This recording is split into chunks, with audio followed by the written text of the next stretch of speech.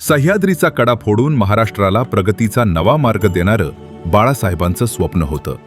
पण या स्वप्नामागे एका बापाच्या काळजाचे तुकडे आणि एक अतीव दुःखद कारण दडलं होतं.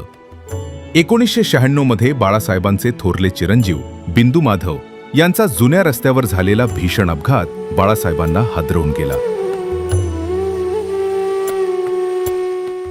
माझ्या मुलानं ज्या वेदना सोसल्या त्या भविष्यात कुणाच्याही वाट्याला येऊ नयेत, हाच त्यांचा अढळ संकल्प होता. त्याच भावनेतून जन्मला भारताचा पहिला 6 पदरी जागतिक दर्जाचा मुंबई-पुणे एक्सप्रेसवे. नितीन गडकरींच्या साथीनं सह्याद्रीचं हृदय चिरून हा रस्ता अवघ्या 2 वर्षात वास्तवात उतरला. पण आज त्याच हायवेवर तासनतास वाहनांच्या लांबच लांब रांगा लागलेल्या आपण पाहतोय. नुकत्याच झालेल्या त्या 32 तासांच्या कोंडीनं प्रवाशांना अन्नाविना आणि पाण्याविना हवालदिल केलं.